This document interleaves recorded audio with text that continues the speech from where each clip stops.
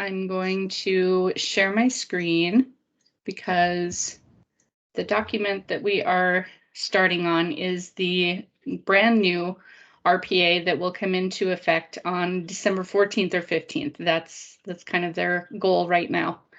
So let me go here. Close out of that. Here we go. Okay.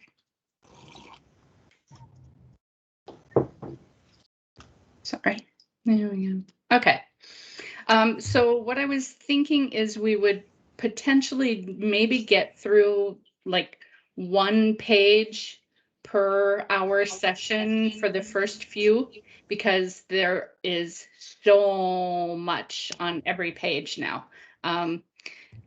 Habib, you're going to kind of be at an advantage because you haven't seen the old contract, so you just have to learn the new one.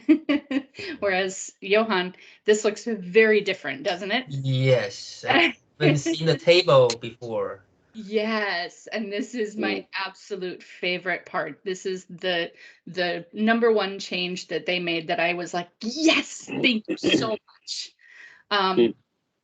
It's much clearer. Yeah, and like I said, everything that you have to fill in as far as numbers, dates, check marks, fill in the blanks, it's all in paragraph 3. But paragraph 3 is now 2.5 pages long.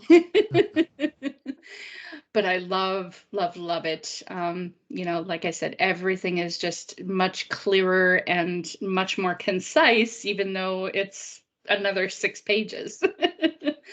So we're going to go ahead and get started. The first thing that I want to remind and to teach Habib is the #1 document that you sign with clients when you sit down to write an offer is what, Johan? The relationship of agency. Yes, exactly. So your agency relationship form, you also want to do one for dual agency, saying that it's basically the form saying that EXP, being the broker, could represent both the listing side and the buying side. It doesn't mean that they are, it's just letting the clients know that that is a possibility. So the very first document that you would have them sign is that agency relationship. So after that, there are some other disclosures that we have them sign about wire fraud, privacy of their information. What's another one? There are 4: agency, dual agency, privacy, wire instructions.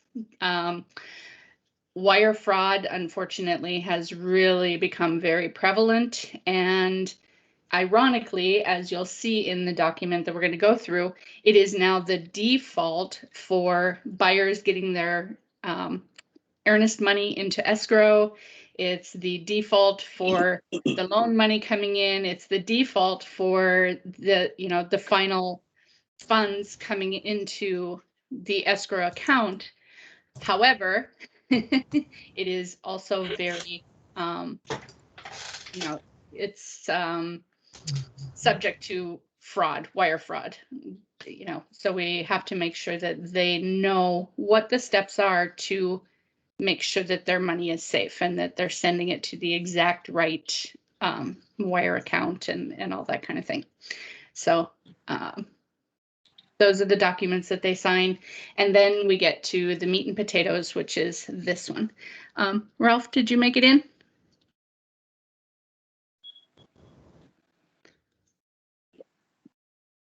Ralph, are you here?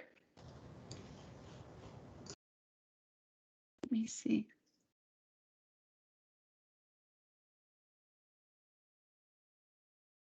Yeah, okay. He must just be muted. Okay. All right, so the RPA, that's the way real estate has a ton of acronyms. We are very well known for all of our acronyms, and the RPA is our residential purchase agreement. Of course, the whole name is California Residential Purchase Agreement and Joint Escrow Instructions.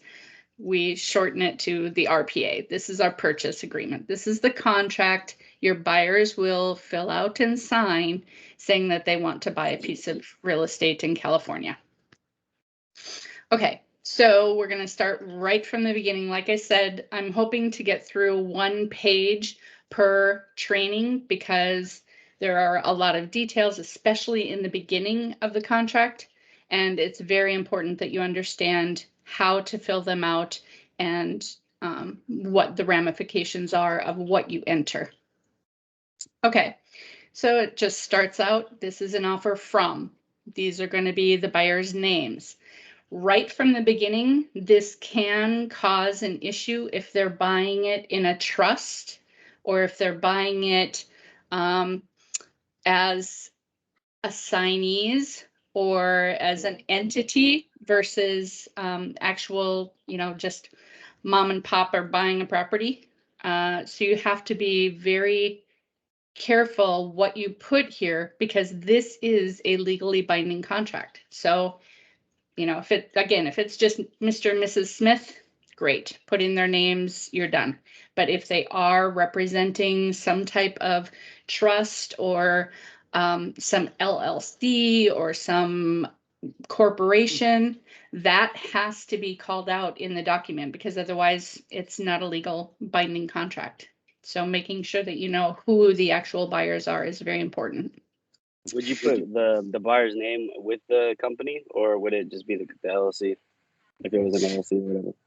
So if it's an LLC, it can be those partners' names, comma, LLC. Okay. Whoever is going to take title, that is what needs to go in that buyer line. Okay. Great question. The property to be acquired is blank. What goes there? Address. Yes. Address. Yeah. So this is the actual physical address, 123 Main Street. Mhm. Situated in what city? You have to put in the county. When you do this on zip forms, or if you use SkySlope or Lion Desk, it will automatically, you'll have a pull down menu where you can just choose LA County or Orange County or Riverside County, whatever it is. And then you enter the zip code, or you can enter the zip code and the city will automatically populate. They made a lot of changes that really become very intuitive and allow you to, Ralph keeps popping out and back in again. Okay. Yeah, it allows you to fill it out a little more quickly because a lot of things just auto-populate, which is great. Because again, it's going up 6 pages, 60% bigger than it already is. So if you should always have the APN, and you always want to make sure that the property that you are writing this contract for matches that APN. You can get this from the title toolbox, the tool that we learned about yesterday from Jean and Madison. It's very important that the APN matches the address because that is the title report is going to come based on the APN. And if there's a discrepancy there, we want to take care of that before closing escrow for sure, and as early in the escrow period as we can. The terms of the purchase are specified below and on the following pages. So that's just saying that everything coming is part of this legally binding contract. Let's see. Oh, letter D. Can you guys see this well enough where I can have you read? Let me see. I wanted to expand it, but I'm not. Oh, right there. There we go. Okay. Habib, are you driving or are you just sitting in the car? No, I'm in the back seat. Yeah, I'm just gonna go. Okay. Okay, cool. Yeah, Don't no, want so to I have was you at the driving DMV. if you're. No, I was at the DMV this morning. I'm in the parking lot. Oh, I'm so sorry. Yeah. All right, so go ahead and read letter D.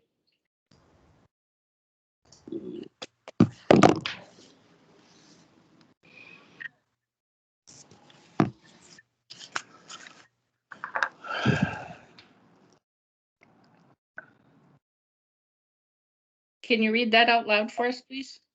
Oh, out loud? Yeah, yeah. Yes. Buyer and seller are referred to herein as the parties. Brokers and agents are not parties to this agreement. So important that they called this out because we are just representatives. We are agents. We are advisors. We are not parties to this contract. However, when would that change? If you're representing yourself. If you are the seller, exactly. If you're selling your own property or if you are buying this property for yourself. So because this is now called out, we then have to obviously let them know, actually, I am a party to this contract. And we'll do that later on. But this is specifically calling it out, saying that there are parties in this contract. We are not parties to this contract. We are just the agents. We're just the brokers that are trying to facilitate this deal. There we go. There's Steve. Okay. Number 2, the agency. Johan, you want to go ahead and read A? Disclosure. The parties each acknowledge receipt of a disclosure regarding real estate agency relationship, CR Form AD, if represented by a real estate licensee. Buyer's agent is not legally required to give to seller's agent the AD form signed by buyer.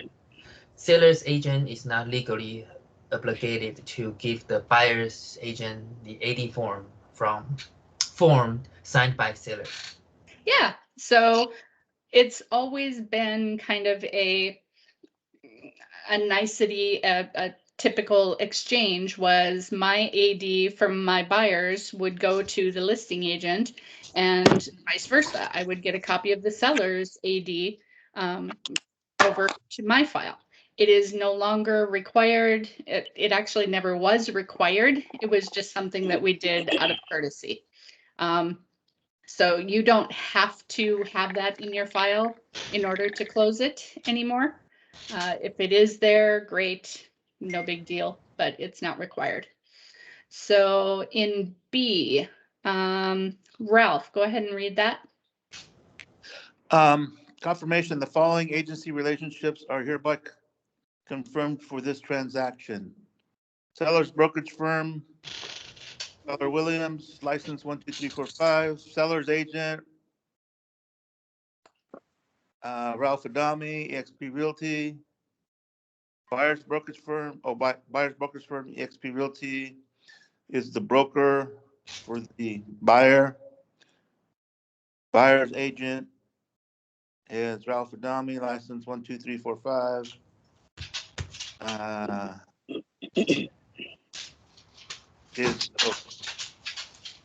Buyer's agent is the buyer's agent salesperson or broker associate, or both the buyer's and seller's agent, dual agency. Yes, exactly. So we're also calling that out right here.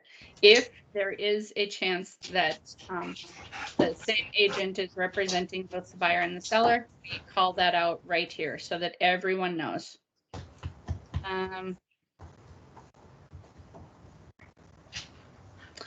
Okay, so the brokerage firm, of course, is the broker, the office, and their license number. This is not your information. This is EXP. The license number should be 0167877, I think, or whatever that broker number is. This is not your license number, not your information. And then you mark, I'm representing the seller or the buyer. Can we put, do we put eXp Realty or eXp Realty of California or? It's eXp Realty of California, Okay. Inc. Inc. If you Yes. if you leave out the Inc., one of their transaction coordinators will waste your time by Yep. sending it to you for an amendment. That is absolutely correct. Yes. Yeah, you must have the Inc. and that license number. And then later on, we'll talk about the address. You have to have the correct address on it. So now, seller's agent. Now, this would be where your information would go if you are the listing agent on this property. So it's then your name or however your license is. I used to have a corporate license, so I didn't use my name. I used my corporate name and the license number.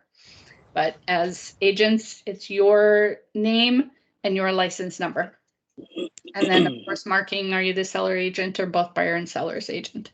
Same with the buyer's brokerage.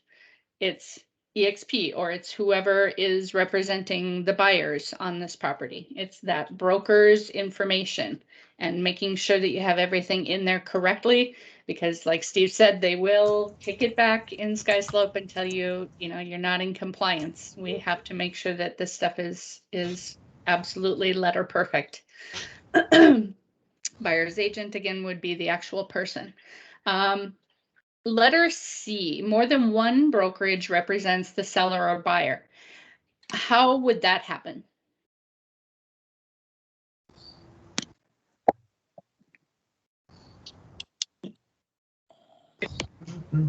That would be if you're like splitting a deal with somebody? Yeah, if I am also co-listing it because it's Joe Schmo's sister, but Joe Schmo lives up in Sacramento, we're gonna co-broker this. We're gonna both be the brokers or both be the agents on this deal. So more than one brokerage represents the seller or buyer. He works for Hathaway, Berkshire Hathaway up in Sacramento, and I work for eXp. We have more than one brokerage representing the seller in this case, and that's called out right there. And then of course there's another disclosure, the ABA, that says another broker is involved in this transaction. Again, not parties to the transaction, but just advisors and representatives in the transaction. How common is that? What's that? How common is that? Let's see. In 17 years I've been in the business, I've done it twice. So Okay. not super common, but it does happen, which is why now they're actually calling it out. Okay. The letter D, let's see. Steve, we want to go ahead and read that? We did that already. Letter D? Uh-huh. Okay. Potentially competing buyers and sellers? Oh, I was, never mind, I'm wrong. Sorry, 2D. Sorry. Yeah, 2D. Yeah. 2D. Yes. Potentially competing buyers and sellers. The parties each acknowledge receipt of a possible representation of more than one buyer or seller disclosure and consent form, PRBS. Yes. Again, another acronym, PRBS. What does that document tell the seller?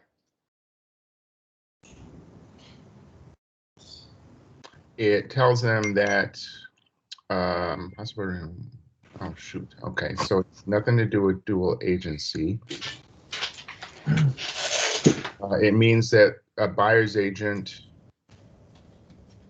could be represented by, well, a buyer's agent could be representing more than one buyer competing Yes. for the property. Yep, exactly. So it might be that Johan, on your deal in Ontario, maybe you have two different buyers who are both interested in that property. You need to give this PRBS to both of them, letting them know, I'm representing two buyers on this. I'll do my best for both of you, obviously, but just we have to call that out and let it be known. Yes, good. All right, now for the meat and potatoes. Like I said, everything that you have to fill out as far as dates and percentages and dollar amounts and time, All of that is right here in paragraph 3, but paragraph 3 is 2.5 pages long. So this is where we will spend a good amount of time. We will probably get through this first page today, and page 2 will be tomorrow, and then we'll go on from there. It will get less time consuming further into the contract, but I really want to make sure that you understand not only how to fill it out, but why you're filling it out, because you are supposed to be representing your buyers to the best of your ability. And if you don't understand what the ramifications of each of these numbers are, you're not doing the best job that you can in representing your buyers. All right, obviously, purchase price. Pretty self-explanatory. This is the price we're willing to pay for the property. It's called out if this is an all cash deal right then and there. So you, as the listing agent, you get 26 offers on your property. The first thing you can do, if your sellers have instructed you, I only want to see the cash ones. This calls it out, makes it very, very easy for you to find the all cash buyers. Letter B, the close of escrow, COE. Again, this is one of those acronyms that we use in real estate all the time. COE, close of escrow. You are going to fill in how many days after acceptance, or you can put a certain day of the month if you want. If you're doing a all cash deal and you want to close in 7 days, your buyers want to close in 7 days, you can put 7 days after acceptance or give it a specific date.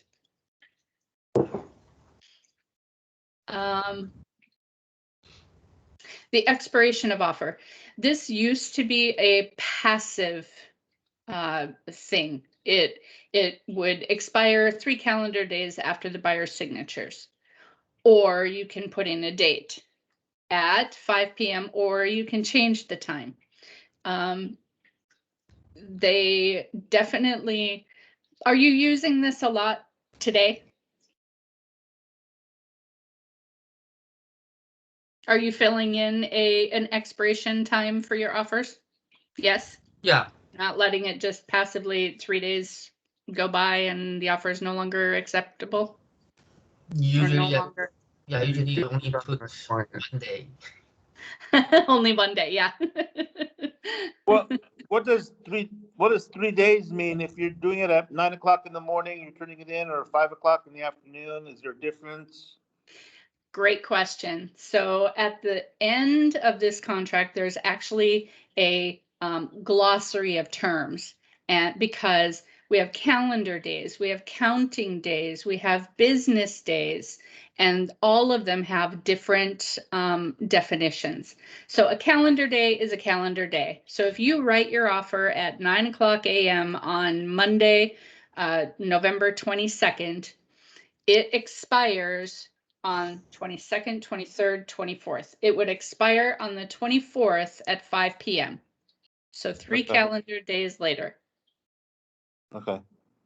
Unless you write in or this date. So if you're only going to give them 1 day to look at your offer, and you see this more in a buyer's market, you only want to give them 1 day because you want your buyer to be able to move on to the next property if the seller isn't going to look at your offer, because it's a buyer's market and we get to call the shots.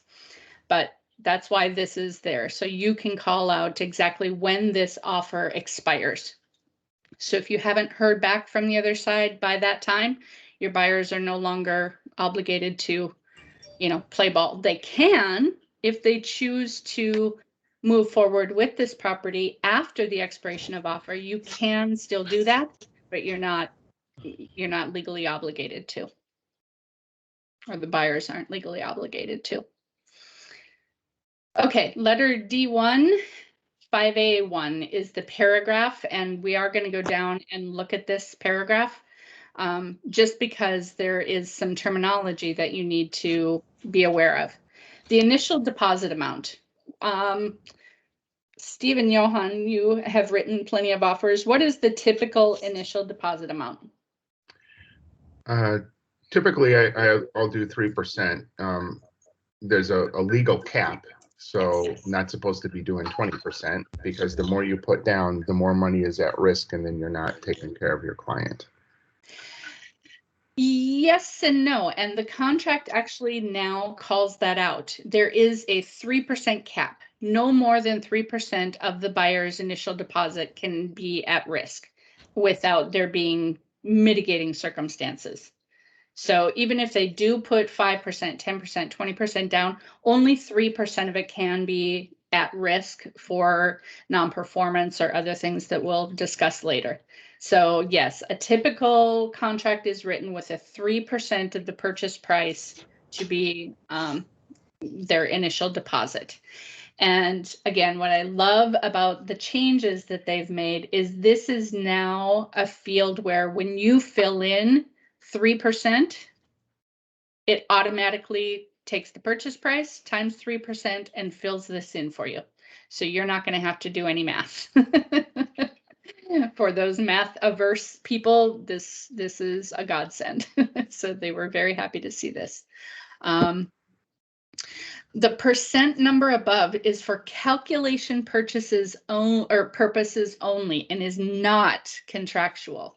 So you are not saying, yes, we're going to put 3% down and now you are legally bound by that. This is not part of the contract. And paragraph 5A1 talks about this and describes exactly what that means. So we're going to go down there after we look at this. The additional terms. Within 3, again, it defaults to 3 days, 3 business days. So Monday through Friday, you know, sans any holidays or special, you know, days where escrow would be closed or the banks would be closed. So within 3 days, business days, or if you fill in the blank and say it's going to take them only 2 days to get the money in, or maybe they need 5 business days to get the wire in. And here's where, again, it defaults to wire transfer. So within 3 business days after acceptance, and we're going to talk about that term and what exactly does acceptance mean, the money has to be in escrow by wire transfer. Or, so if they're not going to do wire transfer, if they want to do a check or a cashier's check or whatever it is, you have to actually fill that in because the default is now wire transfer. Okay. So let's go down to 5A1.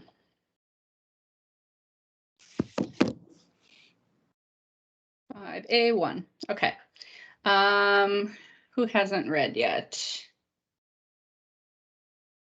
Let's see, I think everyone has. Habib, you want to go ahead and read the initial deposit, 5A1? Yeah. Initial deposit, buyer shall deliver deposit directly to escrow holder if a method other than wire transfer is specified in paragraph 3D1 and such method is unacceptable to escrow holder, then upon notice from escrow holder, delivery shall be by wire transfer. What in the heck does that mean?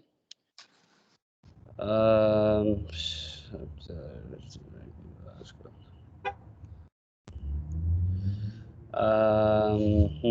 mean, the wire has to go directly to escrow?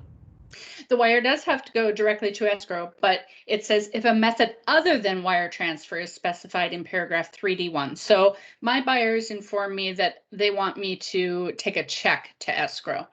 And I've filled that in, or, and I mark this and I say personal check. Okay, how does that affect? Is that going to be something that's acceptable to escrow? No. Why not? And such methods. Oh, I mean, if they, I guess basically they have to say if it's acceptable or not, right? Like escrow? Exactly. So usually, yes, if they happen to have a personal checkbook and, you know, check blanks and they want to bring in a personal check, usually that's going to be okay. However, if they are representing a trust or they are representing some legal entity, it might not be. So escrow might say, no, I'm sorry, that's not acceptable. We need the funds to come from a bank account, you know, with these people's names on it or with the entity's name on it. Mhm. Or, and this used to happen a lot back in my early career, but it definitely doesn't happen anymore. The buyers would give me a personal check made out to my brokerage. And that is no longer acceptable, and it opens you up to lawsuits and all kinds of trouble. So you do not ever want them writing a check out to EXP Realty. It always has to go directly to escrow. So making sure that if they're not going to do a wire transfer, that they've communicated with escrow to find out what is acceptable and what's not acceptable. Okay. Let's go ahead and read the 5AD2 or A2 also, the increased deposit. Johan, you want to go? Oh, was it his phone that rang? All right, Steve, how about you? All right. 5A2, increased deposit to be delivered to escrow holder in the same manner as the initial deposit. If the parties agree to liquidated damages in this agreement, they also agree to incorporate the increased deposit into the liquidated damages amount by signing a new liquidated damages clause, DID, I guess that's a new form, at the time the increased deposit is delivered to escrow holder. Okay. So here it sounds like they're voluntarily placing additional deposit funds at risk through this new form. Yes. Yeah, so this new form, the DID, you are depositing more funds than we think that you should or that you need to. And the starts with an A. Arbitration, mediation. If you have agreed to that, you know, you're signing away, letting people know that you could potentially be putting that extra money at risk. Again, it has to be, there are mitigating circumstances that have to be in place for that to happen. But just again, calling it out. If you want to put down more money, just know it could potentially be at risk. So who is this covering? The seller. The Why buyer. do you say the seller? Well, the increased deposit is, I mean, if it defaults, doesn't the seller get to keep the money if they default? So it's more money they get to keep. Yes, that is true.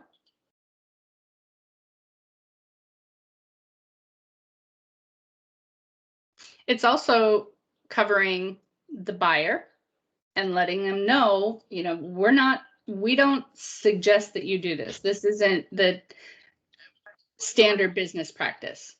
So it's also CYA. It's also covering our butts. We're telling them, you know, we don't know that this is a great idea. If you want to do this, we're going to have you fill out another form that says, you know, this money could potentially be at risk.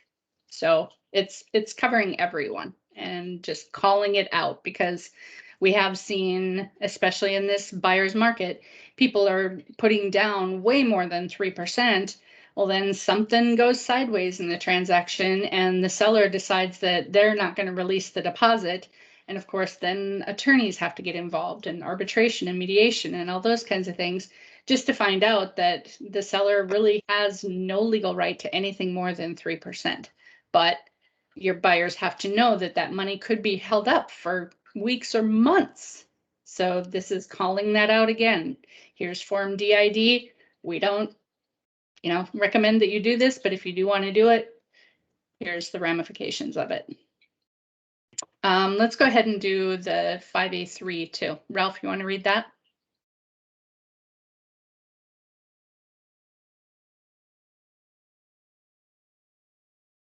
Oh.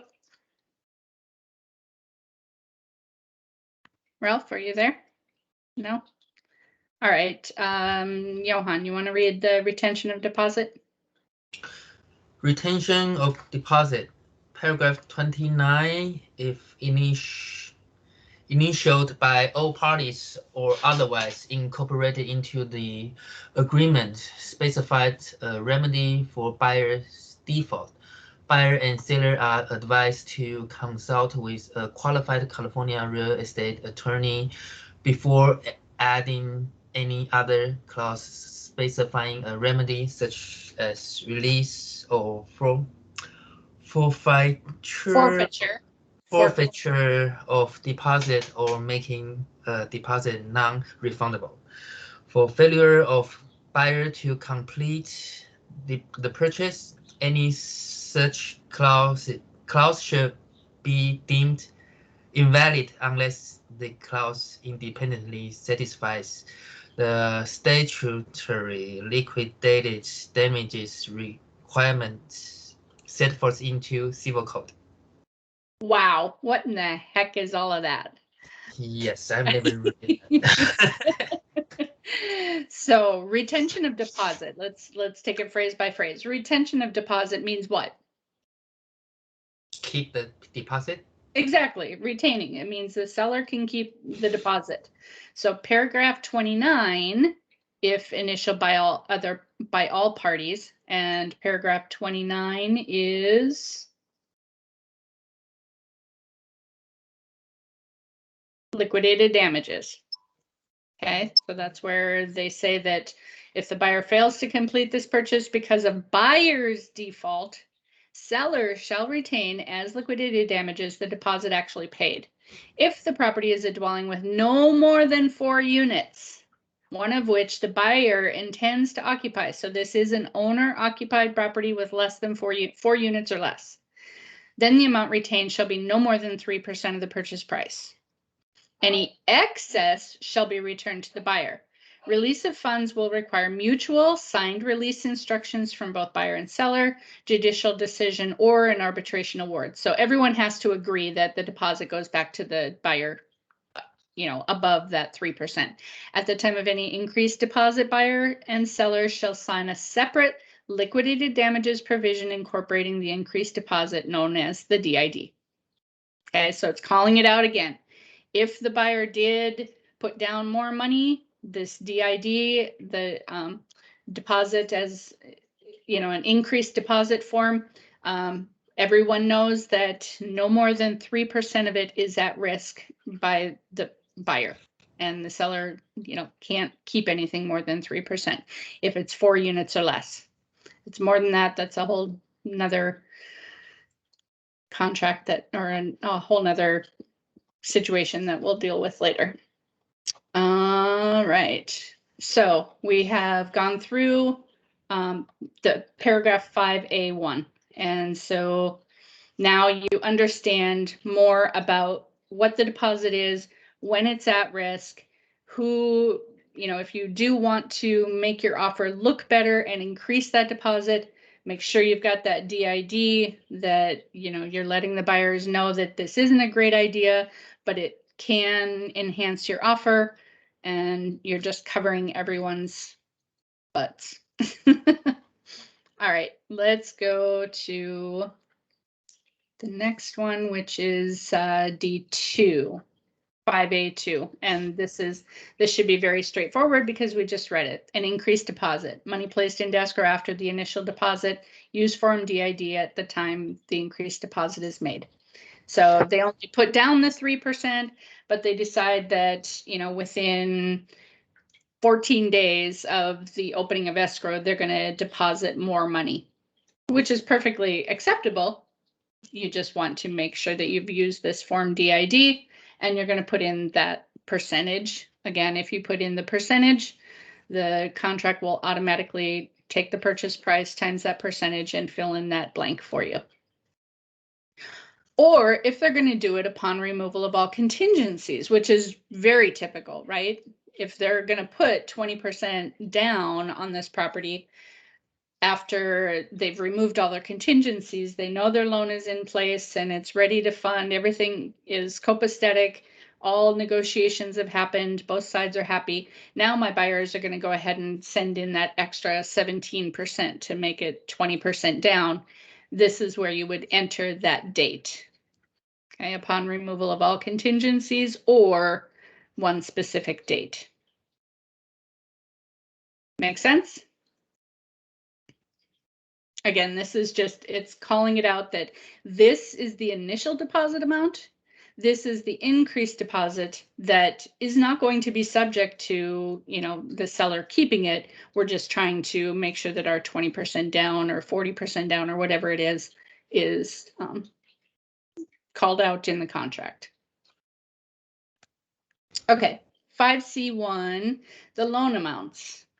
You have the first, the interest rate, and any points that the buyer is going to pay. If FHA or VA is checked, deliver the list of lender required repairs. This is a huge place for misinformation, misunderstandings. In the case of an FHA or VA loan, is the seller required to do any lender required repairs? Is the seller required to do any lender required repairs? Are they obligated? For an FHA or VA loan, Right. the lender can require repairs, but who pays for them, I don't think is defined. However, Okay. they can't close until they're done. So that creates the pickle. That is exactly right. Yes. The lender says that, you know, this has to be done, this has to be done. The air ducts have to be in compliance, or the heating system needs to be SEER 14 and it's only a SEER 9, or the air conditioning unit, sorry, the HVAC. But the seller, especially in the market we're in right now, seller goes, sorry, you know, tough tootsies, I'm not going to fix anything. Then it's back on the buyer, and the buyer actually has to pay for that repair to be done, or they walk away from the contract and they walk away from the property. So the lender required repairs do have to be done for this loan to fund FHA or VA, but the seller is not obligated to do it. Okay. Again, if you put in the percentage, it's going to put in the dollar amount, or vice versa. If for some reason you know they're going to get a $375,000 loan, it will automatically fill in the percent of the purchase price. Is this a fixed rate? That's the default, or you have to mark you have to mark if it's an adjustable rate. And why would you fill in a percentage here? Habib, why would we fill in a percentage? No, let me see. I'm not sure, to be honest. Okay. Anybody?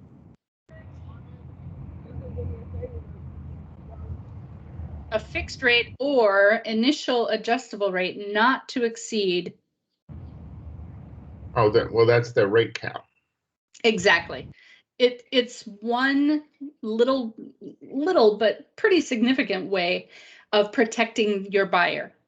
So if you know that they are going to do an adjustable mortgage, you can put a cap in there. So it's not to exceed 6%. You know, sometimes they will go to lenders who maybe it's a hard money lender, or there are circumstances where they're not perfect for, you know, the storybook fixed rate mortgage. So they're going to go with an adjustable rate. This cap that you write in is a way for your buyers to be able to walk out. If they can't find a lender that will do it at less than, you know, 10, 12, 14%, they can walk away. This gives them that out. Okay. So one more way of protecting your buyers. Points. What are points? Ralph, what are points on a loan?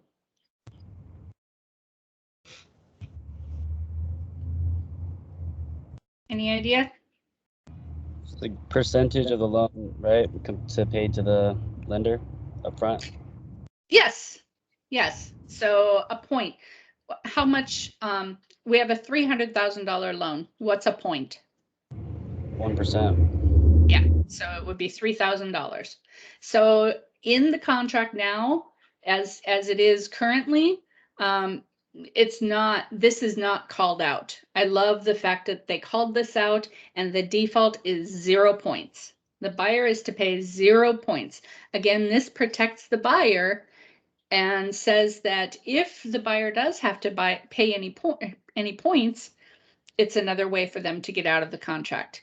Or if you do want to write in, maybe they are going to buy down their interest rate, and that's going to cost them 3 points, you know, to drop it down 0.5%. Buyer to pay 0 points or up to 3% of the loan amount. That would allow them to buy 3 points. So it's saying they're not required to buy any points? No, they're not required to buy any points. Hmm. Yeah, this is calling that out, that the buyer is to pay 0 points. A lender can't require that for like a loan?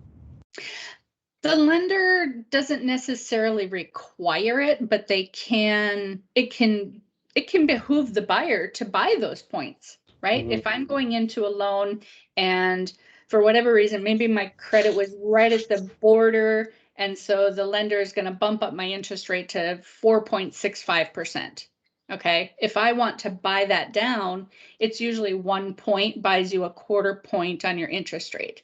So if I buy 3 points, I'm going to knock my interest rate down 3/4 of a percentage, which brings it down under 4%.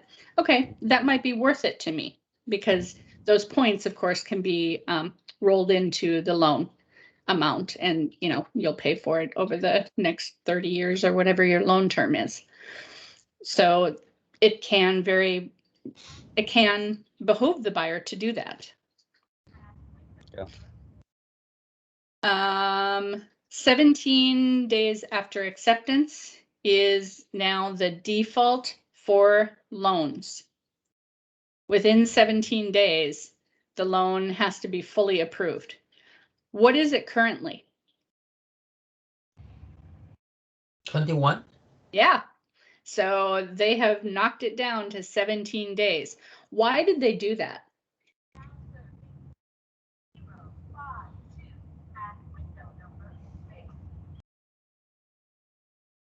Why did they knock the loan contingency down to 17 days?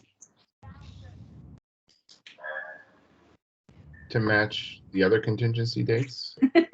That was one of the reasons. Yes. You know, we've got this, you got 3 days for this, 5 days for that, 7 days for this, 17 days for that, 21 days for this. It was a way of just kind of buttoning it up. That was one reason. What's another reason? What are you seeing in the purchase when you write an offer? Johan, I know you just had to call the lender to get this for the offer that you wrote. Yeah, but my experience, that usually takes more than 21 days. So I'm always chased by the sales agent. Okay, but with the contract that you wrote, you had to contact your buyer's lender. Why? What did you need from them? DU approval? Exactly. Because we're seeing this almost on every contract, we have that direct underwriter fully approved loan.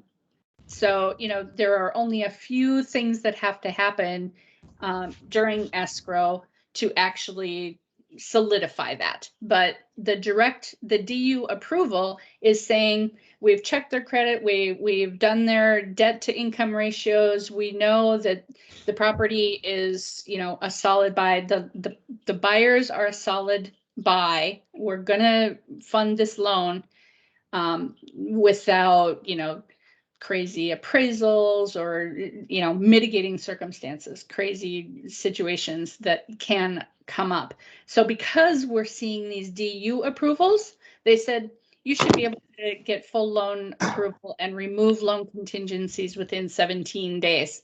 So it really puts the lenders, you know, lights a fire under their feet. They have got to have everything in line to make sure that your buyer is able to stay compliant to the contract, which means 17 days in, we need to be able to remove that loan contingency. So I cannot stress enough how vital it is that you work with lenders that are 100% reliable. And we know that come hell or high water, they're going to be able to fund this loan and, remove that loan contingency for our buyer, especially in the seller's market that we're in. Okay. The additional terms, that's where it's called out, if it's FHA or VA, and there's a separate form for that. The FVAC and the HID are two forms that we will go over in later trainings, but it's just calling out the fact that this is an FHA or VA loan. Or if they're doing seller financing, if the seller says, you know what, we're willing to carry paper for 15% because the buyers are really cool. We really want to sell the property to them, but they've only got 5% down. The lender will only do an 80-20 loan, and it's okay that they do some seller financing, then that gets called out right here in 3E1. Any additional financed amount, E2. We're looking at paragraph 5C2. Additional financed amount. What would that be for?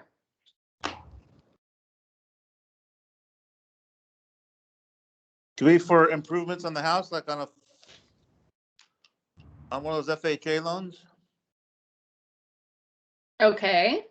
So you're saying for any improvements or any repairs that have to be done to satisfy the lending?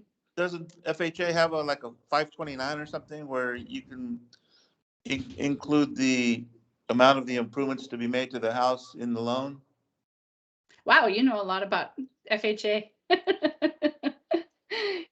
Yes, that is exactly what this is talking about. And we will go down and read 5C 1 and 2.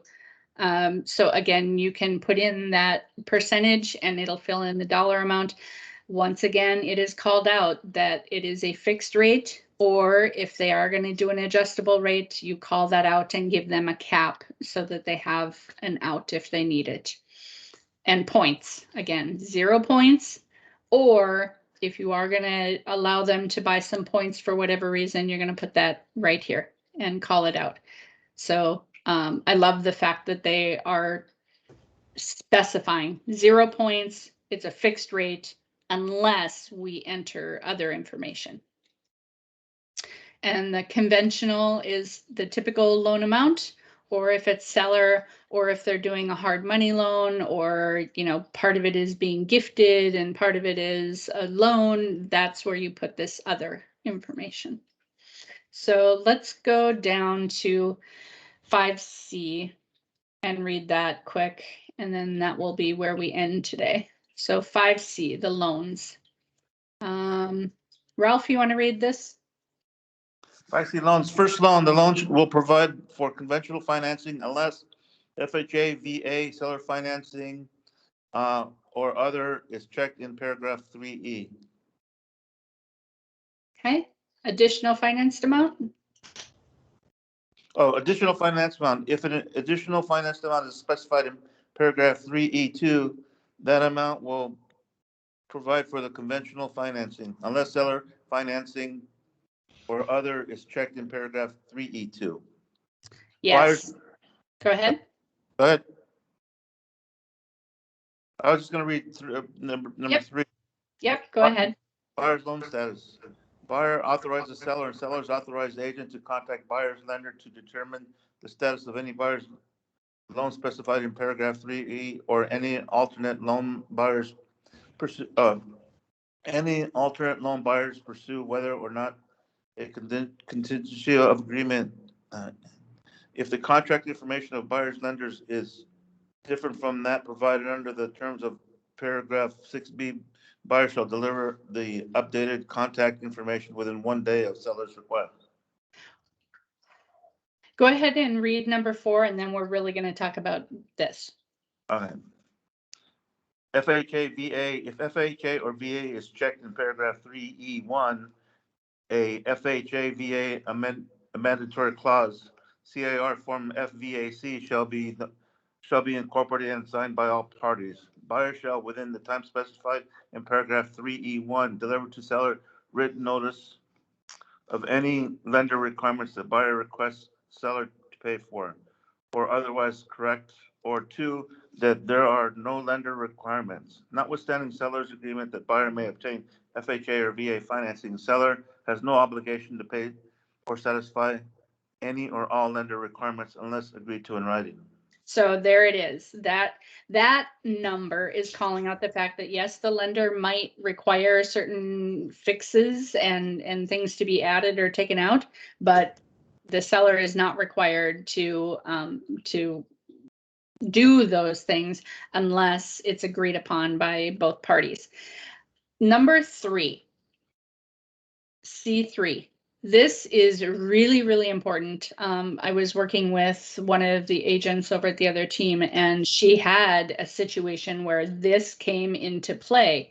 And the way that the contract reads now is not the way that this one reads. So I love that they called this out. Buyer authorizes seller and seller's authorized agent to contact the buyer's lender to determine the status of any buyer's loan specified in 3E or any alternate loan buyer pursues. So if buyer says, I'm going to get a fixed rate conventional loan, but then they decide, no, we're actually going to go with this hard money loan for whatever reason, whether or not that's a contingency of the agreement, the seller still has the right to contact that hard money lender and get all of the information about the loan. And that's not called out in our current contract. So this is being very specific. The seller has every right. They are within their legal rights to ask for that information, and the buyer has to give that information. If the contact info for buyer's lender is different, they need to make sure that they give that new information. And they have to do it within 1 day of the seller's request. Otherwise, what is going to be triggered? Johan or Steve, you guys would be the ones to answer this. What's the question again? So the seller wants to contact the buyer's lender. They have the wrong information. They have now asked the buyer for the new lender information. 1 day has passed and the seller does not have that information. What is the seller's agent going to do? Request to perform? Yes. Yep. You're going to see a big old NBP, notice to buyer to perform. And unfortunately, we're going to see these probably a lot more in transactions going forward. So one of my, you've heard me talk about this already, but one of my biggest things that I want to drive home for all of you is to be proactive. So when you sit down in your buyer consultation, before you even show property, and you're going to go through the entire process of what's going to happen from A to Z, one of those things is that there are these forms called an NBP and an NSP. You know, you can also do a notice to seller to perform. We are going to see more of those in transactions going forward because of some of the ways that they've worded certain things in the contract. So letting the buyer know right up front that this is something that could happen. Think about a transaction that you've done where you had a notice to buyer to perform. How did the buyer take that document? Were they happy about that? Probably not. It's like a huge slap in the face. What do you mean you're telling me to perform? What, you know, ego gets in the way, and it can really create chaos and a situation where you really have to diffuse a bomb.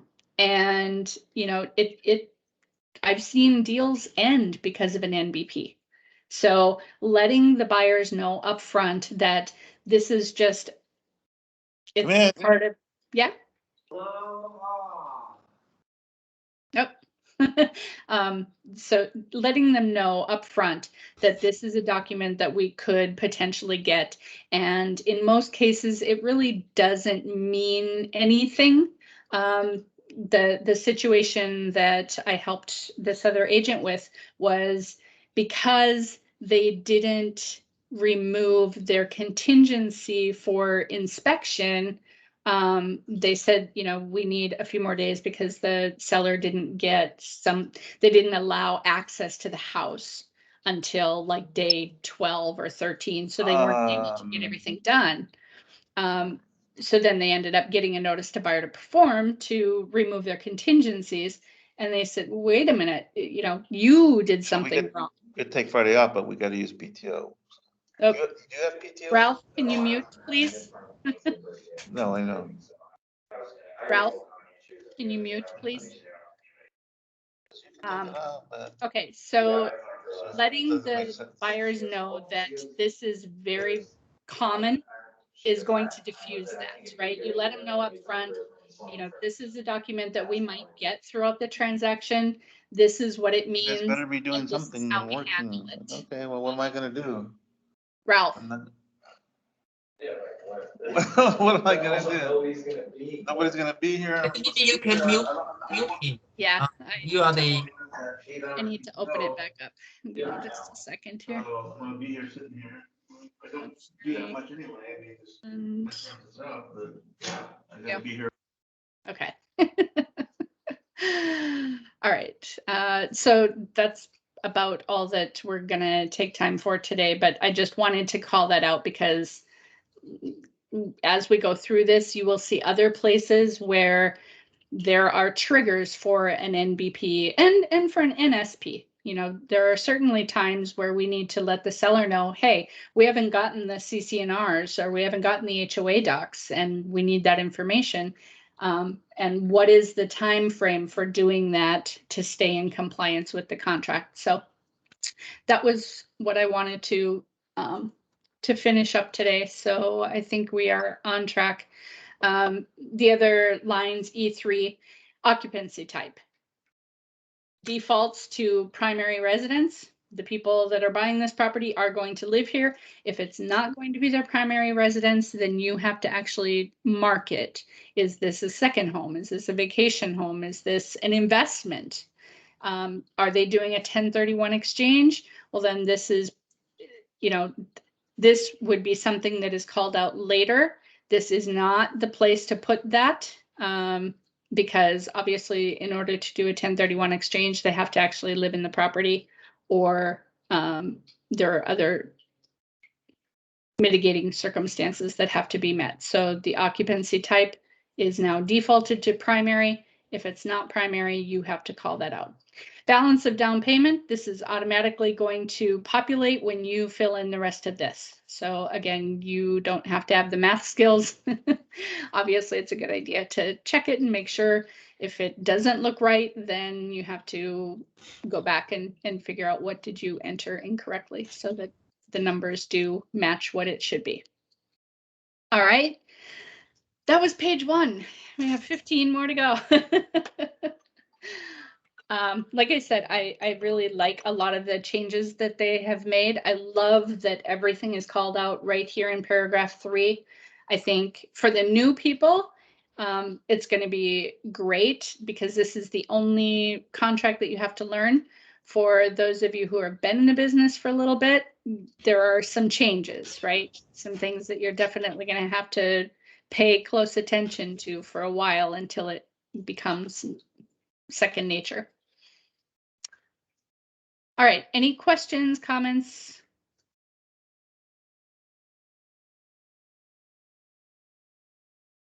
No, everybody's good? Yeah. Okay.